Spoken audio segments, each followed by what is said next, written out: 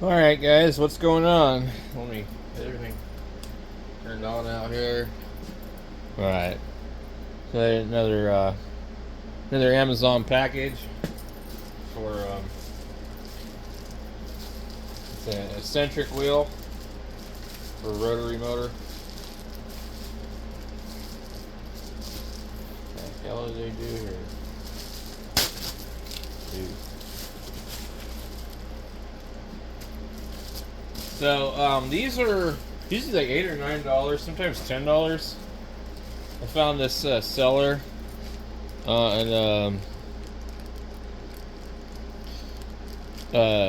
Amazon called Lucky Dan that had them for $3 and some change. And the last time I tried to order one of these, it was used. And not only was it used, but the person that used it burned it up and they sent it back with ink and stuff on it, and or oil. What it looked like was maybe oil had seeped out of the bearing that was black. Let me go and adjust this. So, anyway, it looked like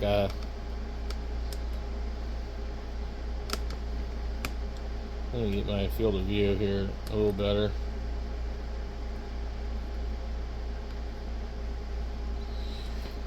Alright, so I always like to film these in case you end up with some kind of issue and then you have like actual proof. Because you guys just saw me open the bag. What the hell this is anyway.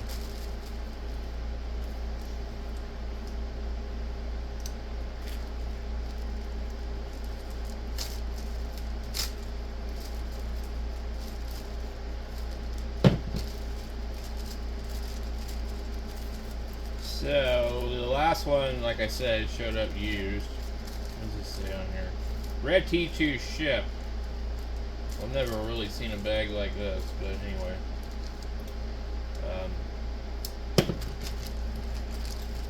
So this was $3, not $8 and used, so that's pretty cool. Let's see what we got here.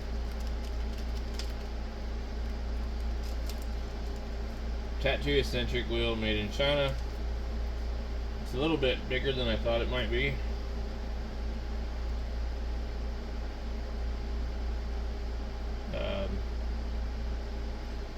So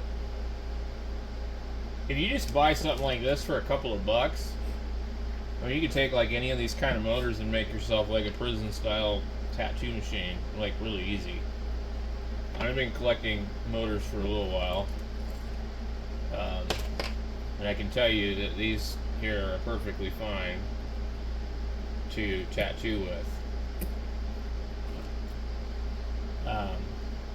I don't think I've actually seen anything smaller than this. These came from the kid's RC car that they broke. These are actually out of something pretty old. Those things that shuffles the cards and spits them out. You will run into different size shafts, but it looks like something like this would fit right on there. I'm not really sure why they put this lip on here. Kind of limits your ability to mount things like this one here, because I could easily take this and do something with it just like that, you know. Of course I have access to welder and, you know, metal, and I've got lots of metal in stock, so that's not a big deal. This would probably be a pretty good motor. It'd probably hit pretty hard, and you just need to get something to pry the piece off the end. But what I was really kind of intending to use it for was this, just to have an adjustable stroke.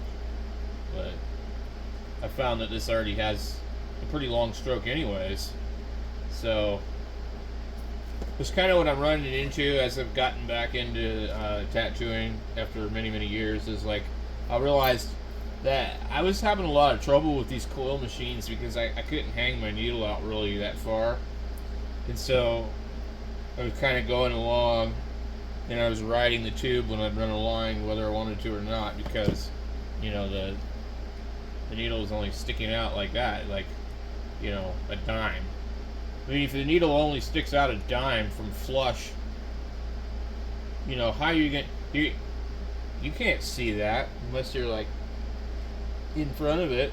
So, you know, that was years ago, and back then we didn't have a choice, you know. But what I've been trying to do is get these particular machines that will run faster, and then I can get a bigger gap. If I get a machine that runs really fast to start with, I can get a bigger gap. But it's kind of like beating a dead horse, okay? I'm only going to get so much out of it. So, anyway, I'm used to something like this. I mean, you know, I tattooed for 10 years in prison with something like this, you know, with various different motors. And you know, when you're in there, you don't have power supply that you can adjust things. If you're lucky, you might have a wall adapter that'll go like 3.5 volts, 5 volts, 7 volts, 9 volts, or whatever. And you know, you got to set it for whatever. Or maybe you just have like a 9-volt adapter, and that's what you got to run with. And let me tell you, one of these things at 9 volts is screaming. I mean, it's screaming, seriously. So, and then you got to make your own cam wheels, you know. So, you need to make everything. You need to make your own tips, you know. Pretty much everything can be made from a Bic pen, more or less. And you take the, you know, I should do a video and show you guys how to make a prison tattoo machine, honestly. But, like, it's pointless to even give a shit how to make one. And if you go back to prison anytime soon, you're probably not going to be able to get access to any of this kind of shit. Because I went to prison in 1994, okay? Things were very, very different back then. And, you know, you actually smoked cigarettes and all sorts of stuff, you know. So you had easily had access to matches, you know, things like that. But also, they sold stereos that had motors in them, you know. You know, you had cassette decks, CD players, you know, all sorts of stuff. And now, if you were to, like, take apart half of those old CD players, you won't find a motor like this or this in there. You'll end up finding a coreless motor, or whatever they call it, a brushless type of style of motor, where, you know, the board has the rotor and everything, and the field on the outside, the magnet spins, and they're really kind of hard to make work for this kind of stuff. But anyway, so I just thought I would make a video of this, and let's see if this is easily adjustable. So you have the bearing that's in here, and this little piece. See, now this piece here on the one I bought was burned up, and there was black crap around it, which I think, and I could turn it and it would go click, click, click, click, so I knew it was bad. It was also just clearly used. So, looks like there's a little bit of machining debris in here. But, I mean, for $3, I mean, this is pretty cool. I wish they hadn't put that lip there. I don't want that lip there. Let me see if I can get one of these here. And, well, these things are on there. And I don't want to do that with a knife, because end up having problems.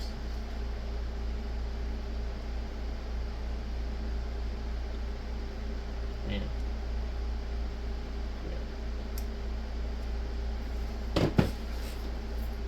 I must have something over here in the toolbox that will make this easy. So let's take something like these wire strippers right here, and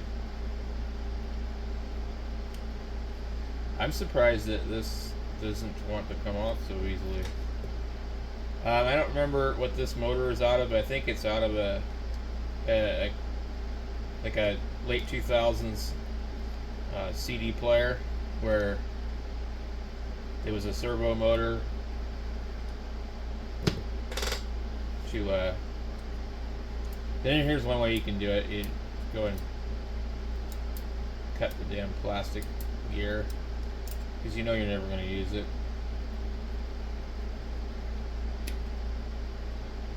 But I mean, this thing, it's on here good. These are usually the kind that you do not want to burn this plastic. So if you're thinking of doing that, don't do it. It'll give off some really toxic, nasty fumes. I have done it before. It's not pretty.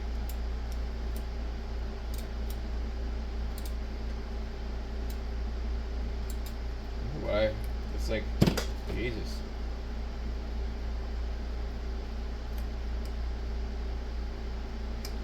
I don't know if it's just because it's really old or something. There we go. Okay, so we got our motor here. And so this one actually sits on here pretty good like that. I don't know if it's running up against that on accident. Nope.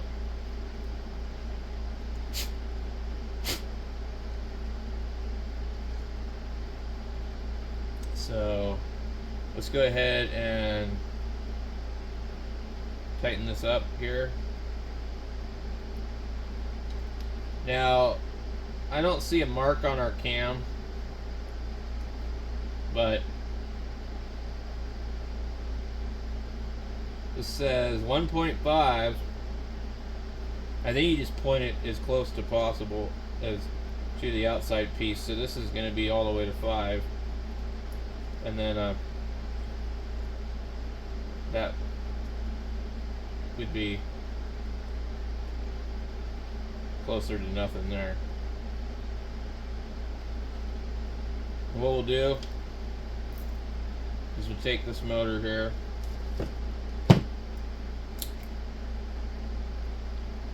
we'll go ahead and hook it to our power supply. I'll just show you guys what it does. It's not going to be anything special. I mean, like, okay, we're at 5 volts. Find the other end of the clip cord, and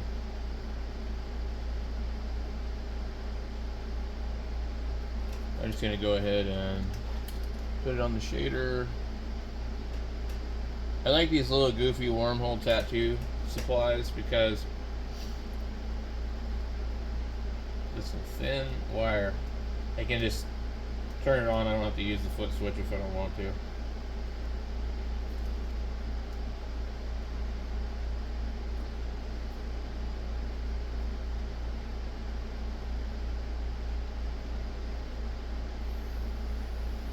But that thing's spinning hard at 5 volts. Anyway.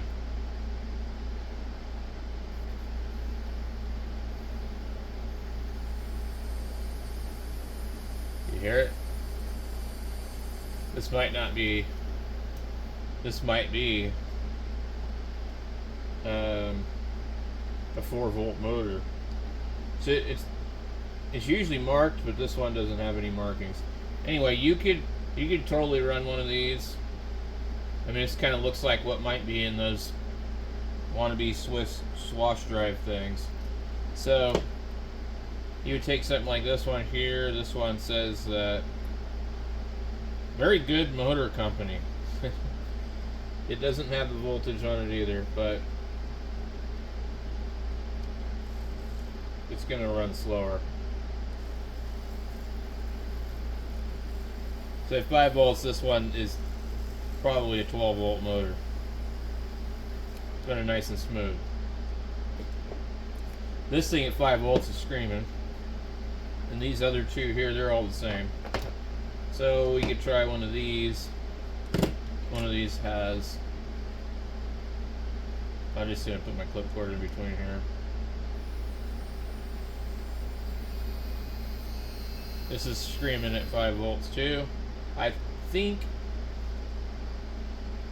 these, so it says micro motor, but I think these are 9 volts or less. So you kind of want to know what the voltage of your motor is, as far as like, because if you have like a 4.5 volt motor, like I think this might be, most power supplies aren't going to go down that low, and so you'll burn this up pretty quick. And it'll also be running too fast.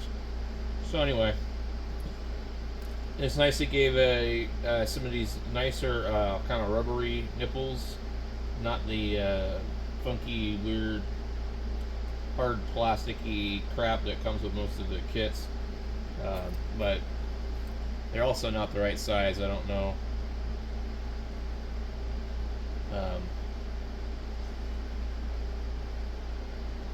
They look like they're a little bit too big. I don't know if I have an old bar, but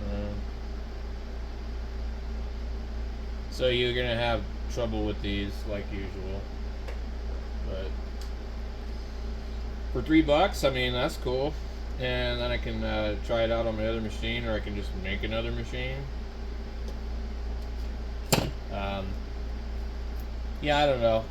I was kind of watching some videos last night of people telling people how to get started in tattooing, and I'm like thinking to myself, why am I buying all this shit? Why am I getting back into this? Because I was like watching videos on like the consultation process, drying up shit for a customer, this stuff like that. I'm like, that's all the shit I don't want to fucking deal with. And I'm just kind of like sitting here going, why am I getting back into this? Like, I don't want to deal with customers. I don't want to tattoo stuff I don't want to tattoo. And I'm not really that good at it. So, I've been doing it off and on since the 90s, since I was 16 years old. But it's just like, I don't know. So I'm starting to kind of question whether I'm just going to sit here and maybe, because I do build machines. This is a machine I built right here, one of them, and I've got other frames. Or actually, here's another one that I built. This is actually my first machine that I welded a frame up to. But so unless I'm going to do that, and nobody cares about coils anymore, I kind of wasted my time, and like I got hundreds of dollars. I mean, this is $100 right here. And every other one of these tattoo pens is like 20 or 30 or $40. And this is just what I have out here. You guys see, I have a lot more than that. So like 20, 40, 60, 80, 100, 120, 220, 240, $240 just right there, and then probably another $100, and then, power supplies and shit like that, and I haven't even, begun to get into the other stuff I would need, like an autoclave and all sorts of other stuff, because I'm not going to work at a shop. There is no fucking way am I going to work at a shop and deal with the bullshit, like walk-in clients and, all that other crap. So I was sitting there thinking about this stuff, I'm like, I don't know. So anyways, I guess welcome to my tattoo blog on this channel here, because that's kind of what it's turned into. I don't really kind of have any plans of doing like how-to videos. I've been doing this for a long time. I've apprenticed at a shop. I've worked at a shop. I've tattooed hundreds of people. And I've done some good tattoos, but I've not like been like one of these Instagram, prodigies where, like the fashion boy on there that says, I bought my first Amazon tattoo machine 7 years ago. Look at me. I spend more time on my hair than I do my tattoos. I'm not that guy. I can do pencil portraits and things like that, but like typically my tattooing style is prison style tattooing, like you see on my practice skin here. So I really question whether I have anything to even offer the tattoo community of new people, and definitely the gatekeepers don't like people like me because, first of all, we've been on both sides of the fence, and we know stuff that they don't want anybody to know. Anyway, thanks for watching. If you like what I'm putting out, give me a thumbs up. If you don't, give me a thumbs down. And if you like it, be sure to subscribe, because I will continue making stuff whether or not I decide to get back into this or not.